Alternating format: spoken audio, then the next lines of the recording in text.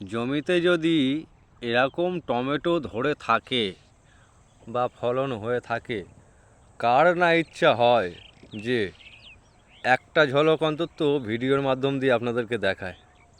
দেখুন, অঢেল টমেটো, আর প্রত্যেকটা গাছে যেমন সবুজ, তারপরে লাল, হলুদ, বিভিন্ন রকম কালার ফলে রয়েছে।